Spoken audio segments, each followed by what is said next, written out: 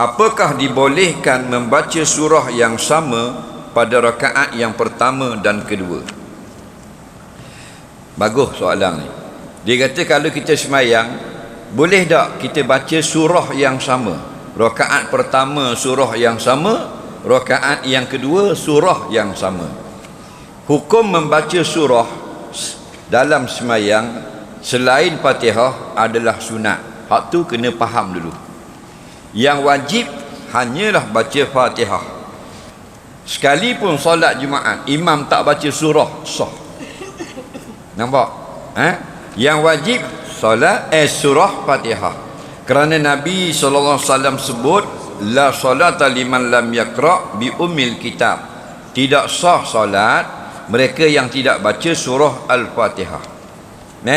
Lepas pada surah Fatihah, sunat kita membaca surah yang lain, bukan surah Fatihah. Sunat baca surah yang lain. Jadi kalau dalam Quran ada 114 surah, kita sudah baca satu surah Fatihah yang wajib, ada berapa lagi baki? Soalan mudah, rama-rama boleh jawab. 114 surah tolak satu, tinggal 113. Jadi lepas Fatihah terpulang kepada kita 113 surah itu. Apa mana surah yang kita nak baca? Silakan. Manakah yang paling afdal? Ulama menjawab, yang mana yang Nabi baca itu afdal. Tapi kalau Nabi tak baca, dalam hadis tak ada datang Nabi baca surah itu, kita baca harus. Contoh, semayang maghrib, Rasulullah baca surah Qul ya ayyuhal kafirun. Tidak ada hadis yang datang Nabi baca surah Yusuf. Kita baca lepas maghrib surah Yusuf. Harus. Yang afdal yang datang dalam hadis. Okey, selesai masalah. Siapa yang sunat baca surah, imam atau makmum? Dua orang sunat baca surah. Yang pertama, orang yang semayang seorang diri. Faham? Yang kedua, imam. Adapun makmum tidak sunat baca surah, melainkan pada solat yang baca perlahan, iaitu semayang zuhur dengan asar. Makmum bila habis Fatihah, imam belum rakaat, sunat baca surah. Okey, jenis yang solat baca kuat zuhur, maghrib, isyak, imam baca kuat surah, makmum dengar surah. Okey, balik kita pada soalan. Kalau kita yang semayang seorang diri atau imam lah, dia baca surah yang sama, nampak? Dua-dua rakaat surah yang sama selepas Fatihah, boleh atau tidak? Jawabnya boleh. Adakah dilarang? Tidak dilarang. Adakah makruh? Tidak makruh. Hukumnya boleh. Bahkan seluruh semayang pun boleh. Semayang Jumaat surah yang sama 2 rakaat.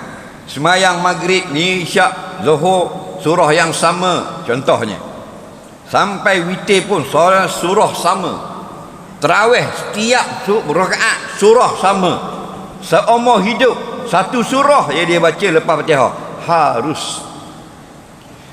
Ada satu kampung zaman Nabi, seorang imam, dia baca surah yang sama lepas Fatihah. Rakaat pertama lepas Fatihah Qul huwallahu ahad. Rakaat kedua Qul huwallahu ahad, Al-Ikhlas. Semayang witir pun Qul huwallah, tarawih Qul huwallah, semayang Jumaat Qul huwallah, hal panjang sampai muak makmum. Akhirnya pakak-pakak pergi Madinah, report kepada Nabi, minta ambil tindakan.